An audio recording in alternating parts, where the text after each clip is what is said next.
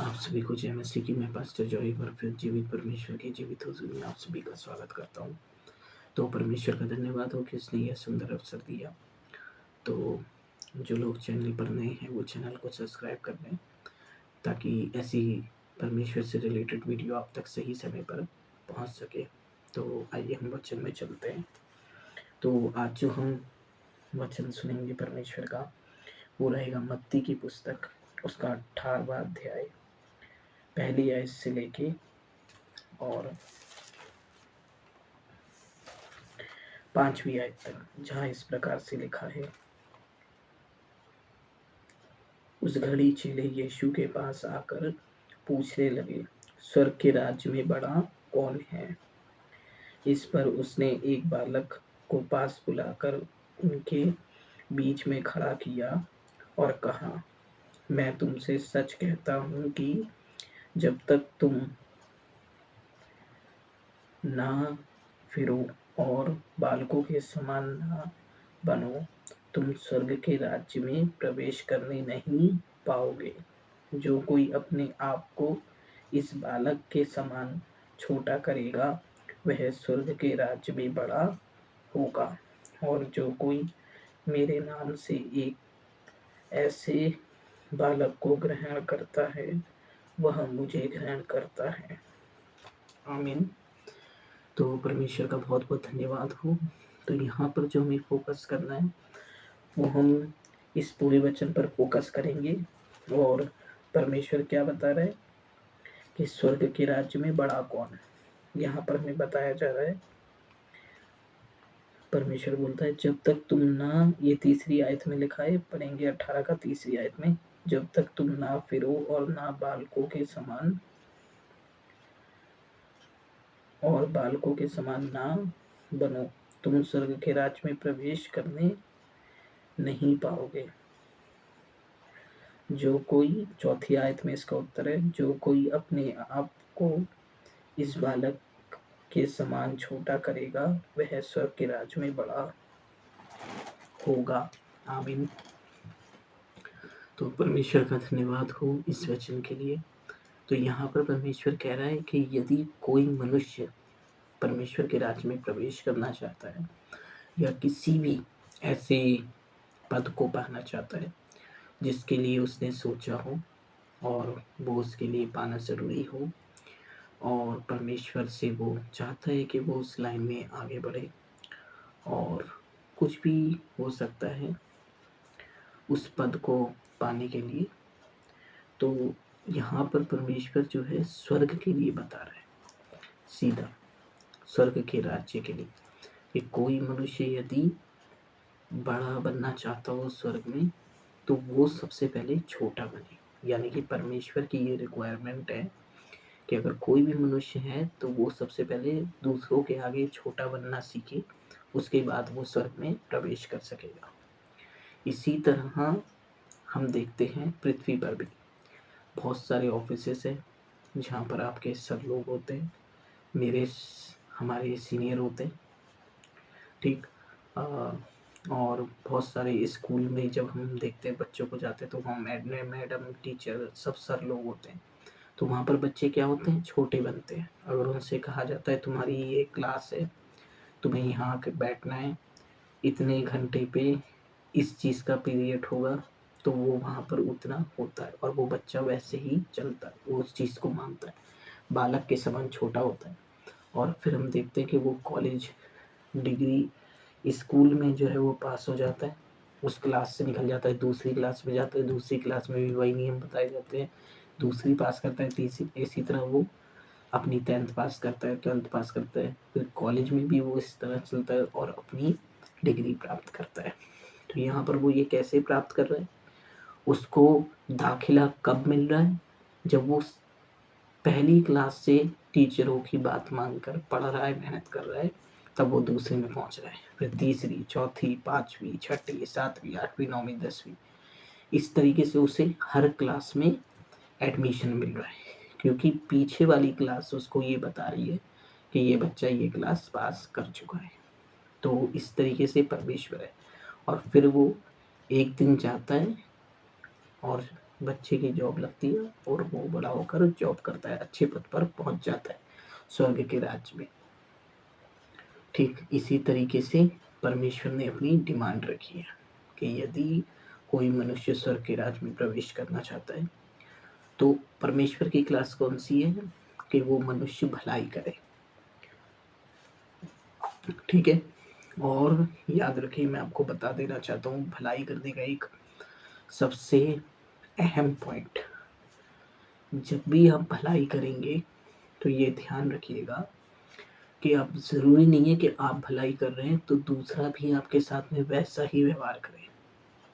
ये व्यवहार उस व्यक्ति के ज़रिए आपको नहीं मिलेगा और कई बार मिल भी सकता है, पर ध्यान रखिएगा जिस व्यक्ति से आपको वो व्यवहार जैसा आप कर रहे हैं वो मिलना होगा तो वो तुरंत आपको मिल जाएगा, उसमें टाइम नहीं लगेगा।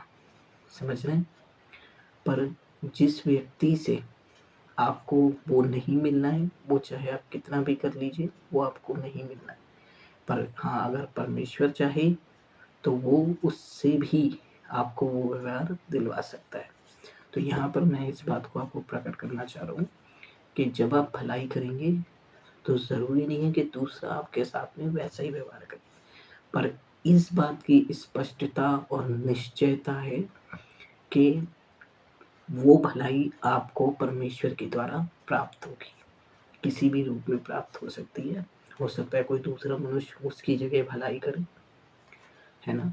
तो इस तरीके से हमें भलाई का फल मिलता है। तो उम्मीद करता हूँ इसमें आप समझ पा रहे हैं कि परमेश्वर किस तरीके से मनुष्य के जीवन में भलाई करता है, और भलाई कर कर जो है मनुष्य स्वर्ग के राज्य के लिए तैयार होता है। और यहाँ पर जो है हमें परमेश्वर इस तरीके से सिखाता है कि हमें हर किसी के अधीन रहना है, हर किसी की बातों को मानना है जो हमारी भलाई के लिए होती हैं। ठीक है, और परमेश्वर ने हर मनुष्य को जो है वो भलाई के लिए अच्छी और बुरी समझ दी है कि मनुष्य समझ सके कि क्या चीज़ अच्छी है और क्या चीज़ नहीं है। सीधी सी बात है, जब अच्छी चीज़ होती है तो वो सबके लिए भलाई की होती है, जैसे परमेश्वर अपने वचन में बता रहा है कि अगर हम बालक के समान बनेंगे और उन लोगों की बातें, उन लोगों के हर वो रूल्स रेगुलेशन मानेंगे तो हमें जो है वहाँ पर बने रहने की सहमति मिलेगी। हो सकता है आपकी जॉब में जब आप सारे रूल्स रेगुलेशंस फॉलो करते हैं, टाइम से आना, टाइम से जाना और काम भी प्रॉपर महीने पर पूरा देना, तो आपकी नौकरी वहाँ पर पक्की है, वो बनी रहेगी। कोई अपना एम्प्लॉय जो उसे टाइम पे काम देता हो, कोई भी मालिक अपना एम्प्लॉय नहीं खोना चाहेगा। क्यों? रीज़न क्या है? क्योंकि वो जो है वो आज्ञा मानने वाला बच्चा है। क्या है? आज्ञा मानने वाला बच्चा। और इसीलिए परमेश्वर चाहता है कि वो उसके ऑफिस में रहे। एक मनुष्य की फिलहाल मैं अभी बात कर रहा हूँ कि एक मनुष्य चाहता है कि वो उसके ऑफिस में रहे, क्योंकि वो उसे टाइम पे काम देता है और सारी आज्ञाएं मानता है जो उसका बॉस उसे बोलता है। इसी तरह परमेश्वर हम सबका बॉस है, और जब वो हमको आज्ञाएं देता है तो हमें वो आज्ञाएं स्वर्ग में जाने के लिए परमेश्वर की मानना ज़रूरी है। मैं आपको क्लियर स्पष्ट रूप से बता दूँ, पृथ्वी और स्वर्ग परमेश्वर का ही है। अगर आप परमेश्वर की आज्ञाओं को मानते हैं तो आप स्वर्ग जाते हैं, और अगर आप पृथ्वी पर भी परमेश्वर की आज्ञाओं को मानते हैं तो भी आप स्वर्ग जाते हैं। आमीन। क्योंकि परमेश्वर एक सा है। परमेश्वर के स्वर्ग में भी दूत हैं जिनकी आज्ञाओं को हमें मानना है, परमेश्वर की आज्ञा को भी मानना है, स्वर्गदूतों की भी आज्ञाओं को हमें मानना होगा, जहाँ के लिए परमेश्वर ने हमें यीशु मसीह के द्वारा बुलाया है। और जहाँ पर परमेश्वर की पृथ्वी है वहाँ पर भी परमेश्वर ने हमें अपनी अपनी सेवा देने के लिए अलग अलग ऑफिसेस में, अलग अलग फील्ड में, अलग अलग सिचुएशनों में हमको बुलाया है। तो वहाँ पर भी जो है हमको क्या करना है, वहाँ पर भी हमको अपनी अपनी सेवा देनी है। पर हमें बालकों के समान बनकर परमेश्वर की आज्ञाओं को उन पृथ्वीवासियों के बीच में भी मानते रहना है, ताकि हम जो है सिर्फ एक ही स्वामी की सेवा कर सकते हैं।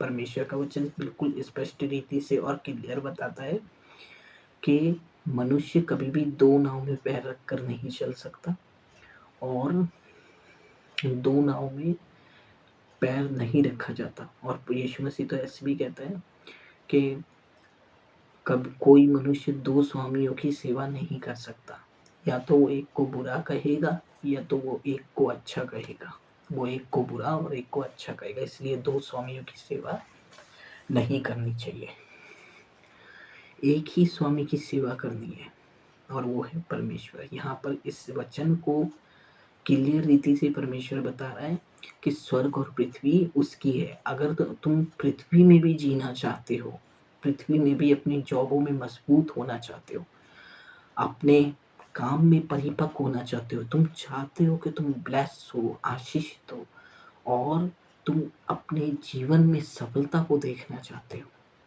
जो कि सिर्फ परमेश्वर की ओर से आती है। परमेश्वर का वचन बिल्कुल आपको स्पष्ट रीति से बताता है कि धन केवल यहोवा की आशीष से मिलता है।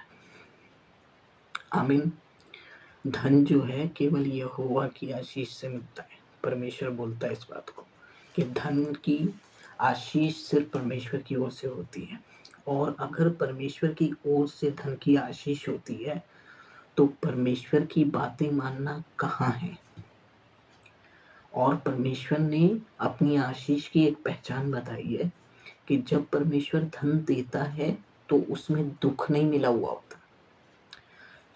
ठीक, शैतान भी आपको धन देता है पर उसमें दुख मिला हुआ होता है। और एग्जाम्पल मैं रखना चाहूंगा ताकि आप शैतान की आशीष को और परमेश्वर की आशीष को समझ सके।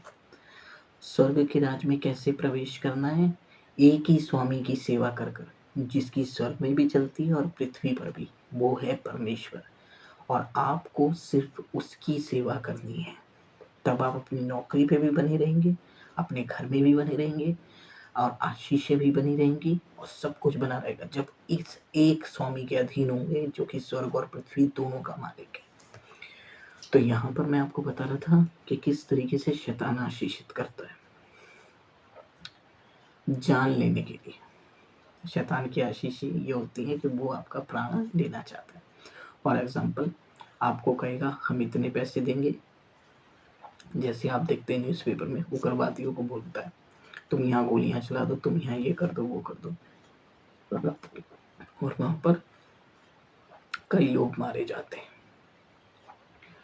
यहाँ तक कि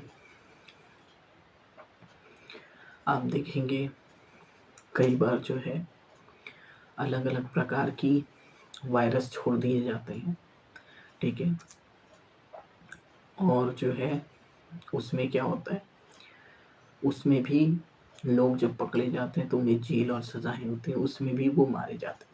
शैतान कोई भी आपको आमदनी देता है तो वो आपके प्राणों को उससे ले लेता है ना। कोई भी आपको आशीष देगा तो वो उससे ले लेगा, उस आपके प्राणों को ले लेगा। इस चीज की आशीष परमेश्वर ऐसी देता है, या आपको इतना टॉर्चर कर देगा, इतना दुखी कर देगा कि आप उस चीज को छोड़कर ही चले जाएंगे वहां से। इस तरीके की शैतान की आशीष होती है, जो दुख के साथ मनुष्य रोटी खाता है और वो उसका फल नहीं भोग पाता। पर परमेश्वर की आशीष कैसी होती है कि उस नौकरी में आपको दुख नहीं होगा, वो नौकरी प्रेम के साथ चलेगी और लाइफ टाइम चलेगी, और अच्छी नौकरी होगी, ब्लेस होंगे, जिसमें आपके प्राणों को कोई खतरा नहीं होगा, जिसमें आपके प्राणों को कोई छू भी नहीं सकता। परमेश्वर की सेफ रखने की ये प्रतिज्ञा होती है।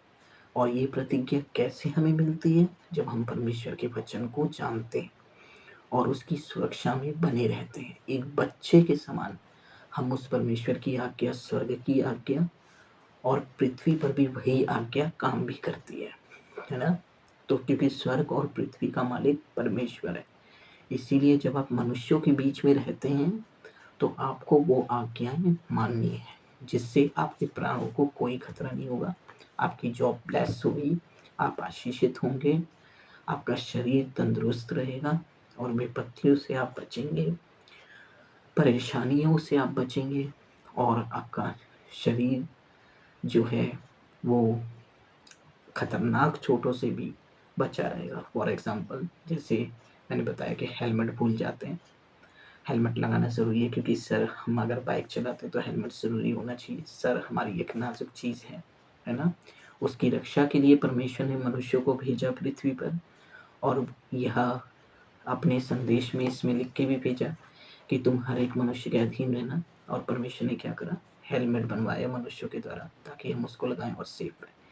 इसी तरीके से परमेश्वर ने यीशु मसीह को भेजा ताकि हम इसकी आज्ञाएँ मानें और बालकों के समान बन जाएँ परमेश्वर के और सेफ रहें। उम्मीद है ये वचन आपको समझ में आया होगा। परमेश्वर आपको बहुत आशीषित करे, ब्लेस करे।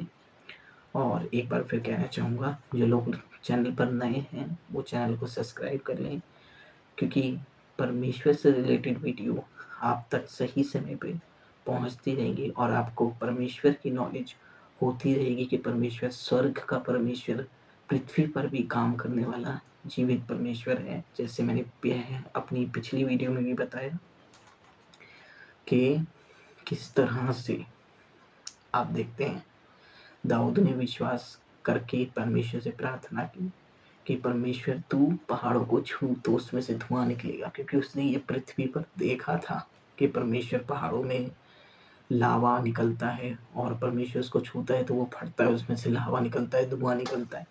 उसने परमेश्वर को ये करते हुए देखा था। इसी तरीके से परमेश्वर की शिक्षा पृथ्वी पर भी है और आप सब लोग आशीषित होंगे। तो प्रभु का बहुत बहुत धन्यवाद हो।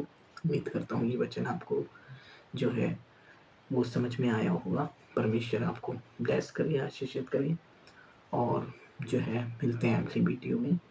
तब तक के लिए परमेश्वर का अनुग्रह भरा हाथ हम सबों पर बना रहे और चैनल को लाइक और सब्सक्राइब करना ना भूलिएगा। Thank you.